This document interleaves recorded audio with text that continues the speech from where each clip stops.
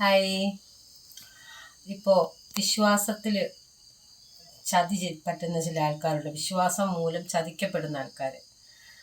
ചില ബന്ധങ്ങൾ നമുക്കറിയാം ആ ബന്ധം നല്ലതല്ല, ആ ബന്ധത്തിലോട്ട് മുന്നോട്ട് പോയാലും അവർ നമ്മുടെ കൂടെ അവസാനം വരെ കാണത്തില്ല എന്നൊക്കെ അറിയാമെങ്കിലും നമ്മൾ ചില ബന്ധത്തിൽ അറിയാതെ ചെന്ന് ചാടിപ്പോവും.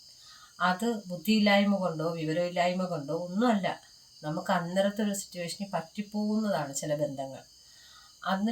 നമുക്ക് അന്നേരം അതുവരെ തന്നുകൊണ്ടിരുന്ന ഹോപ്പ് തരാതെ നമുക്ക് ഭയങ്കര വേദന തന്ന് പെയിൻ തന്ന് നമ്മളെ ഒരു ഡ്രോമയിലേക്ക് എത്തിച്ചിട്ട് നമ്മളടുത്തൊരു വാക്ക് പോലും പറയാതെ നമ്മളെ വിശ്വാസത്തെ ഹനിച്ചു പോകുന്ന ചില ആൾക്കാരുണ്ട്. പിന്നെ നമുക്കൊരു റിലേഷൻഷിപ്പിൽ ഏർപ്പെടാനും ഒരു സൗഹൃദത്തിലാവാൻ പോലും നമുക്ക് പിന്നെ പേടിയായിരിക്കും.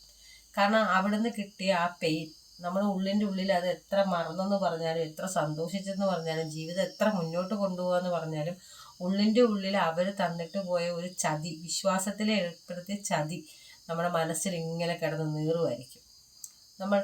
ആരെയും പിന്നെ നമ്മൾ കണ്ണടച്ച് വിശ്വസിക്കത്തില്ല. ശരിയല്ലേ? ചേട്ടാ.